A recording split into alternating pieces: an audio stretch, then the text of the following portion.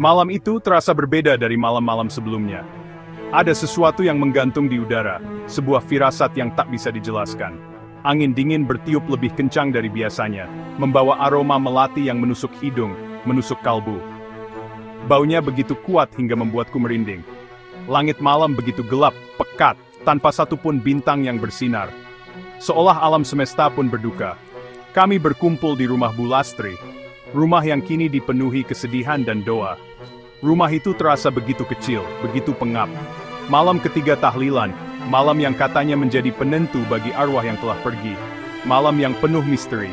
Lampu teras sengaja diredupkan, menciptakan suasana yang semakin suram dan mencekam. Cahaya yang minim membuat bayangan semakin panjang dan menakutkan. Bayang-bayang aneh mulai menari-nari di dinding, membentuk sosok-sosok yang tak jelas, seolah ada makhluk lain yang ikut hadir. Suasana semakin mencekam, setiap sudut ruangan terasa dingin dan berat. Udara terasa begitu tebal hingga sulit bernapas. Bulu kuduku berdiri, merinding di sekujur tubuh. Jantungku berdegup kencang, seolah ingin melompat keluar dari dada. Orang-orang terus berdatangan, memenuhi rumah duka dengan doa dan harapan. Namun di balik wajah-wajah itu, tersimpan rasa takut yang sama. Wajah-wajah lelah dan sedih, terpancar jelas di bawah remangnya cahaya. Mereka kehilangan, mereka berduka, dan mereka takut. Tapi ada ketegangan yang tak terucap, sebuah rahasia yang tersembunyi di balik duka. Sesuatu yang lebih dari sekadar kehilangan. Aku duduk di pojok ruangan, mencoba menenangkan diri. Namun, semakin aku mencoba, semakin kuat pula rasa takut itu mencengkeramku. Dekat jendela menghadap keluar, ke arah kegelapan yang seolah tak berujung. Kebun pisang yang gelap, tempat yang selalu membuatku merasa tidak nyaman, bahkan di siang hari. Pohon-pohon bergoyang pelan ditiup angin malam, menciptakan suara gemerisik yang aneh dan menakutkan. Seolah ada yang mengawasi dari luar sana, bersembunyi di balik kegelapan, menunggu saat yang tepat untuk muncul. Pak RT mulai menyiapkan buku Yasin, bersiap untuk memimpin doa. Namun ada keraguan di matanya. Wajahnya terlihat lebih serius dan khawatir dari biasanya. Seolah dia tahu sesuatu yang tidak kami ketahui. Tiba-tiba seekor cicak jatuh mati tepat di depanku.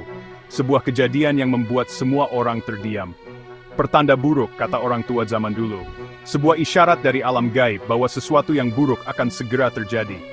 Aroma melati semakin kuat, memenuhi seluruh ruangan dengan keharuman yang memabukkan. Seolah sumbernya sangat dekat, bahkan terlalu dekat. Seolah bunga-bunga itu tumbuh di dalam ruangan ini. Malam tahlilan ini terasa seperti awal dari sebuah mimpi buruk. Dari sesuatu yang mengerikan yang akan mengubah hidup kami selamanya. Sesuatu yang akan menghantui kami hingga akhir hayat. Namaku Bima. Ya, hanya Bima. Seorang pemuda biasa yang malam ini terjebak dalam situasi yang luar biasa. Aku tidak pernah membayangkan akan berada di sini, di rumah tua ini, menghadapi kengerian yang tak terlukiskan. Aku bukan penakut. Setidaknya itulah yang selalu kukatakan pada diriku sendiri. Aku selalu berusaha untuk tegar, untuk menghadapi segala tantangan dengan kepala tegak. Tapi malam ini keberanianku menguap. Perlahan tapi pasti, keberanian itu terkikis oleh aura mencekam yang menyelimuti rumah ini. Ketakutan merayapi setiap sudut hatiku, membuatku merasa kecil dan tak berdaya. Duduk di tikar pandan milik almarhumah, aku mencoba menenangkan diri. Tikar ini saksi bisu berbagai peristiwa, suka dan duka yang pernah terjadi di rumah ini. Aroma kapuk dan minyak kayu putih menguar, mencoba menenangkan, tapi gagal. Aroma itu justru semakin memperkuat suasana mistis di sekelilingku. Rumah kayu tua ini penuh kenangan, setiap sudutnya menyimpan cerita. Namun, malam ini, kenangan itu terasa begitu kelam dan menakutkan. Foto pernikahan Bu Lastri, terpampang di dinding usang, menatap tajam dari dinding, seolah menghakimi setiap gerak-gerik kami. Sorot matanya seakan menyimpan amarah dan dendam yang mendalam. Para bapak dan pemuda gelisah, mencoba menyembunyikan ketakutan mereka di balik wajah-wajah tegar. Sesekali melirik ke kamar Bu Lastri, dengan tatapan cemas dan penuh tanya, yang tertutup rapat, tempat ia menghembuskan napas terakhir. Kamar itu kini menjadi pusat dari segala kengerian yang kami rasakan. Energi dingin dan amarah begitu pekat terasa. Terasa dari balik pintu itu, menguar ke seluruh ruangan, mencekam setiap jiwa yang hadir. Aku mencoba fokus, mengabaikan perasaan aneh yang terus menghantuiku. Membuka buku Yasin, berharap lantunan ayat suci ini dapat mengusir kegelapan yang menyelimuti kami. Tiba-tiba, angin kencang menerjang rumah, membanting jendela, menciptakan suara yang memekakkan telinga.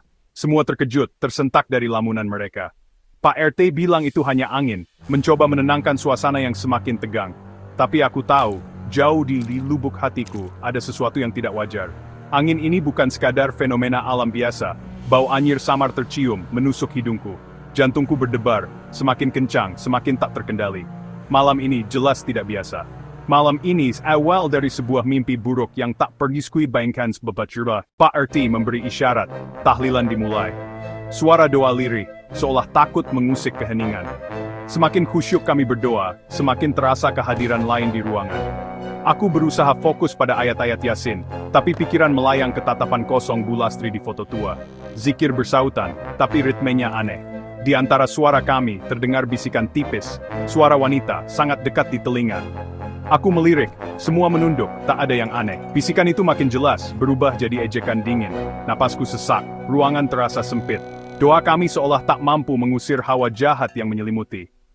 Saat zikir memuncak, suara cekikikan muncul, tipis, melengking, seperti anak kecil tapi dingin dan kosong.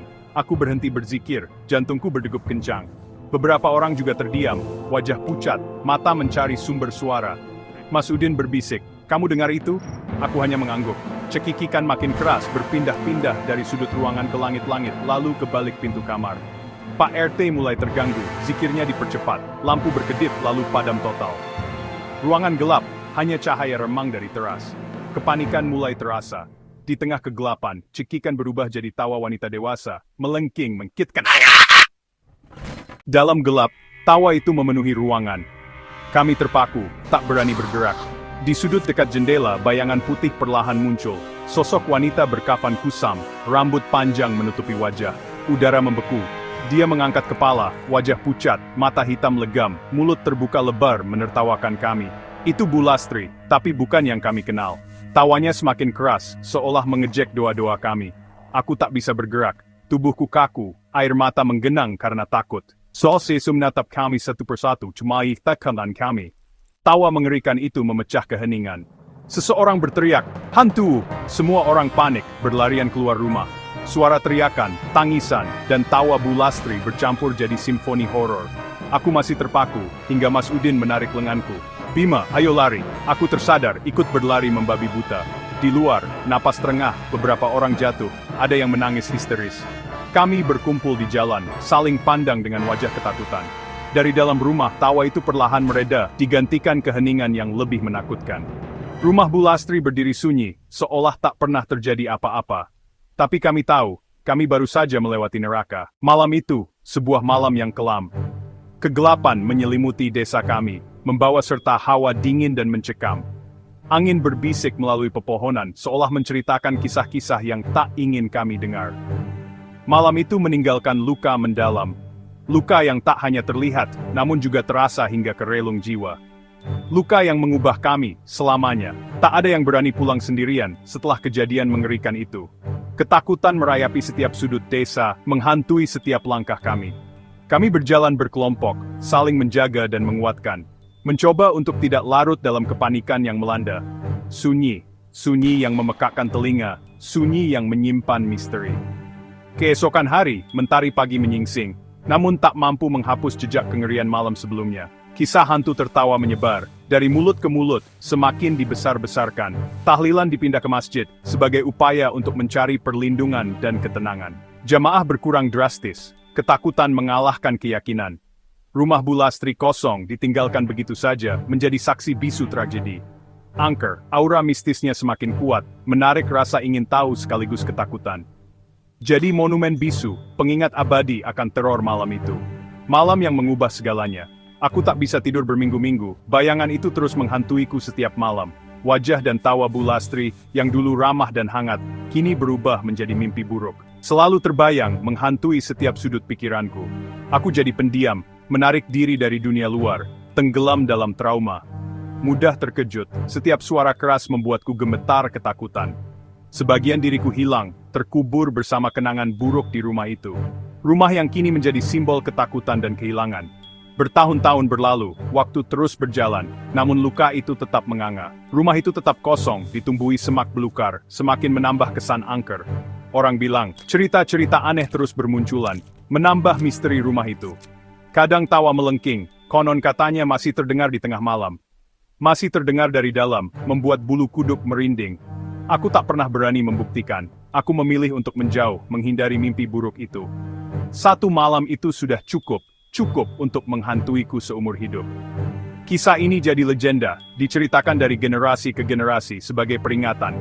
Dan lukanya tak pernah benar-benar bisa disembuhkan. Benar-benar sembuh. Luka itu akan selalu ada sebagai bagian dari sejarah desa kami.